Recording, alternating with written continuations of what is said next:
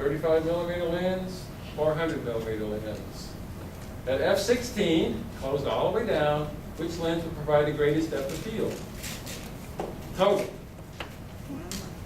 Which one? The little one. As the focal length of the lens increases, the depth of field, which one's going to give you the most depth of field?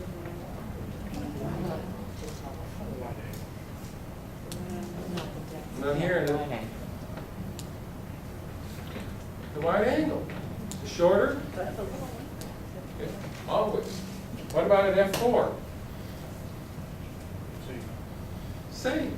It's irrelevant. The f-stop is irrelevant. You get more depth of field for each unit the shorter the focal length lens is. So that's something. So when your lens is all the way out, when you got it all the way cranked out, you got to remember you're going to have a lot less depth of field than you had if it was all the way in. Okay, just so if you take a picture of a butterfly with it all the way cranked in, you're going to have a lot more depth of field, and all of a sudden all that crap in the background you didn't want there is going to be there. If you crank it all the way out and back up, it's not going to be there.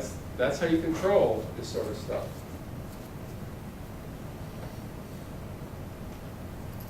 Okay. Quantity of light, exposure. Exposure should not be an issue. We talked about that when we talked last week. You got a digital camera, you got a wonderful quality meter. It sets the aperture f-stop, lets the amount of light come in, and then you can change it. You can add light, take it away, as you want. And it's a function of the image size and aperture, right? Here's what the relationship looks like. Well, the principle of reciprocity, oh my God. What the heck is that? Okay, here's the amount of light that you need to get the right exposure, right? It's a quantity in photons. You can get it with a small aperture and a slow shutter speed, or you can get it with a fast shutter speed and a large aperture, but you still get the same amount of light. That's the way your camera works. It thinks like this. I notice all the pictures back here, all the exposures are perfect. Your cameras have ultimately, you remember last week the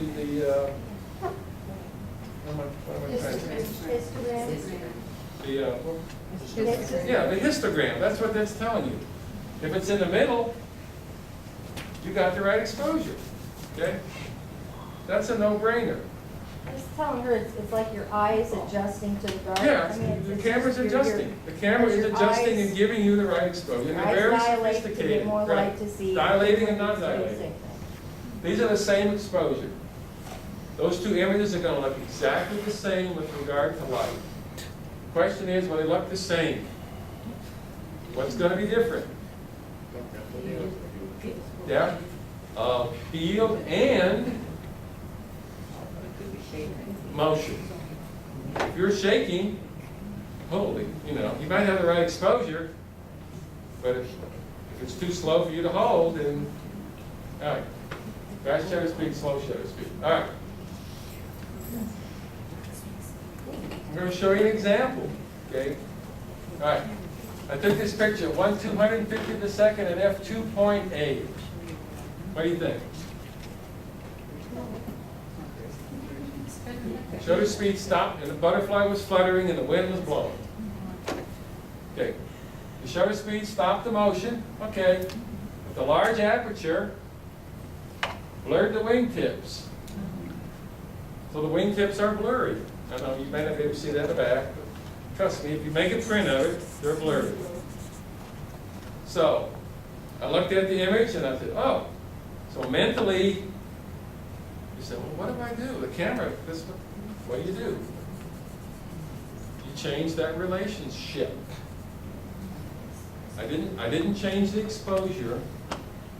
I changed the relationship.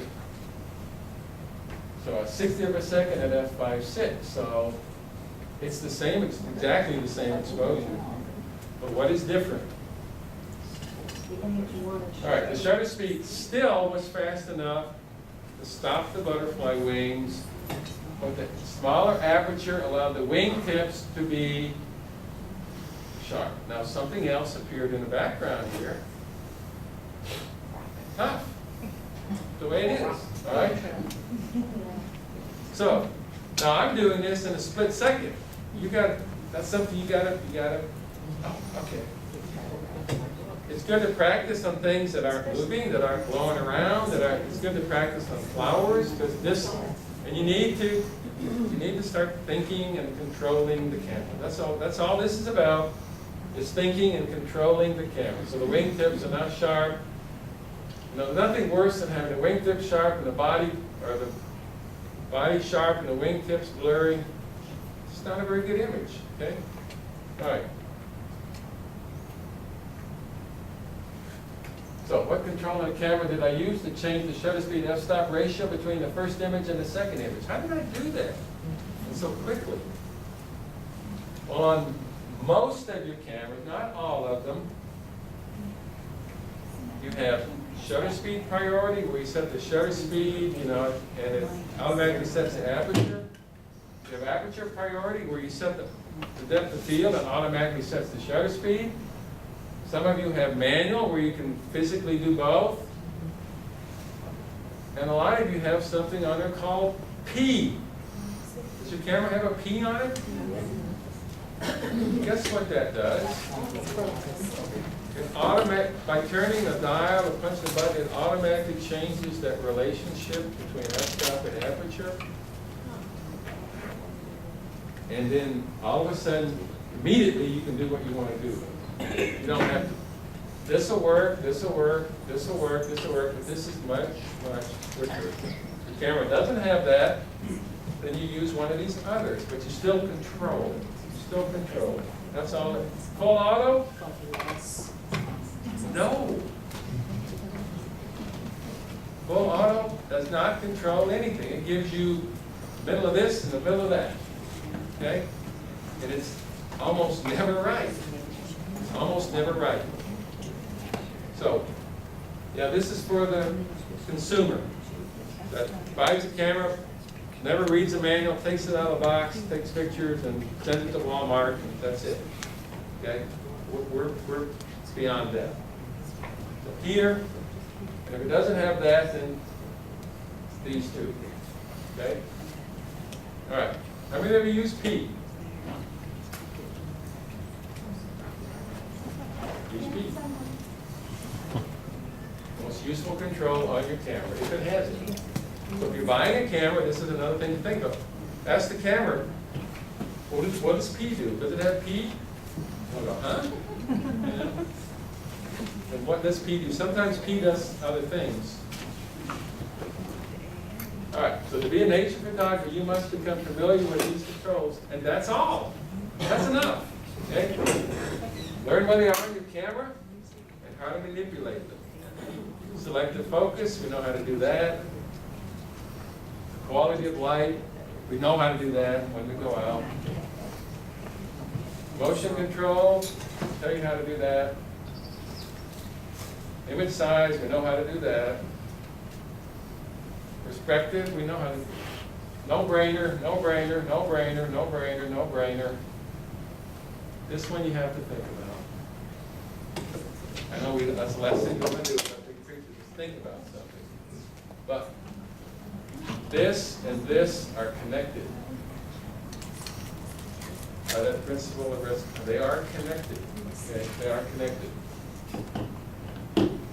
Exposure should be, and that's it. 1, 2, 3, 4. You know, this is not really something that you have to read your camera manual. And just like our painting, we'll get better with this. You'll get better at it. Okay. And hopefully when we go out this afternoon, if I see you taking a picture, I'm going to say, wouldn't that be better if you bent over? Or wouldn't that be better if you did it, you know? Image size, wouldn't it be better if you got a little closer to that? So no brainer, no brainer. Yeah, that's not much of a brainer. These other things, you got to at least think about what you're doing. And pretty soon you don't think about it. I don't think about it. It just happens, right? You just do it. All right, so the whole point of all this is to recognize the opportunity, and you don't say, holy crap, I hope I got that. You just do it, okay? Scenes like this, it's not so tough. If a pelican is flying by, yeah, you got to do this thing kind of quickly. All right. So the exposure was you're getting quantity of light. Yeah, the exposure is quantity of light. Turn on the lights, and I got a few things here that I'm gonna break for lunch. Right.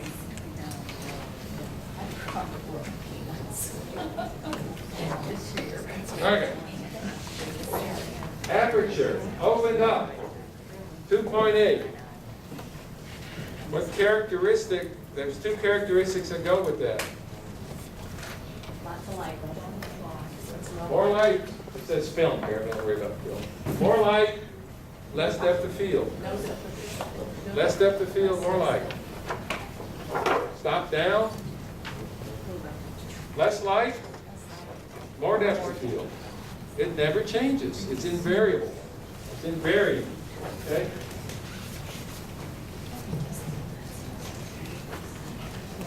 If you need to think about depth of field,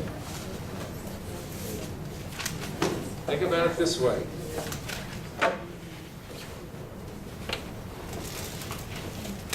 Here's the subject. Okay, here's your subject. Okay, so you're gonna analyze this subject. All right, it's stag deal, just sitting there. Can everybody see that? How am I going to take a picture of that? Well, you could take it from above. Okay, we're going to take it from above. So I'm taking it from an omnipotent perspective. So if I have a lens, I open it up, it's wide open at 2.8. And its thickness represents its depth of field.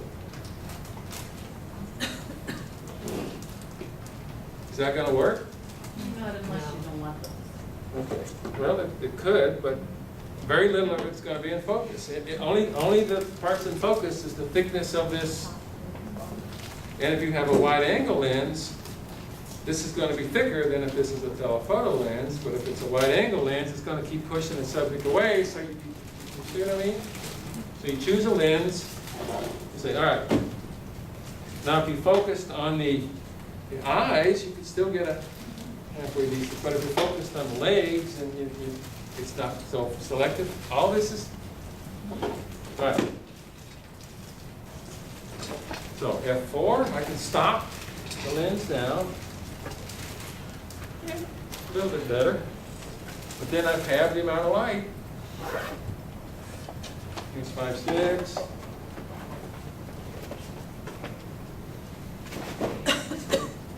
There's 8. Will 8 do it? Yeah. 8 will do it. So F8 is the right exposure. I mean, F8 is the right aperture size, which means if it started out, if there was enough light at F2.8 a 60th of a second, 30th of a second, 15th of a second, 8th of a, you're at a 4th of a second. Uh-oh. Now what? Okay, some mechanism for holding the camera steady, okay? Tripod.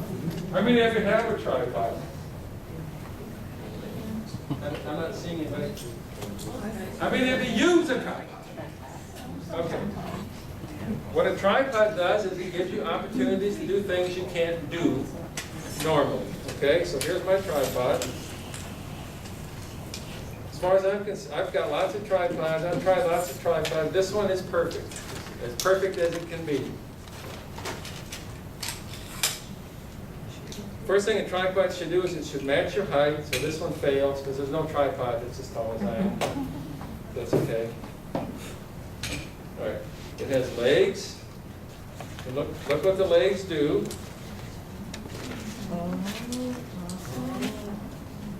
So the tripod will change perspective. If you've got a tripod that has something in here, it's not a field tripod. Okay, and it's light enough that I'm willing to carry it. Okay, here's the center pole. Still not tall enough, but that's okay. It has a head on it that only has one control.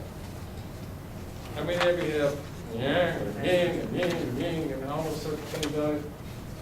It's not so good. Okay? It's not undoable, but it's not so good. Okay, the other thing is what happens when I want to get the tripod really down low, and I got this stupid pole. So what do? Well, this is a very innovative design. Let's see how that works. Oh, look at that. Right? So as far as I'm concerned, this tripod does everything you want it to do, and it'll hold a 25-pound lens steady. Okay? I'm not saying anybody go out and buy one of these. I'm just saying that if you're going to buy a tripod, get one that you should only buy one once. Okay. What about all the? How do you deal with that? You know, all these guys. Cable. Is there anything you can do to hold these things steady? Put your elbows towards your You body. can do this. This is one Lean up, way. prop ups against something. You can put, this works just fine on the tripod too. All They right. also stick it on a tree. You know, Stick it on a tree. small tree or a small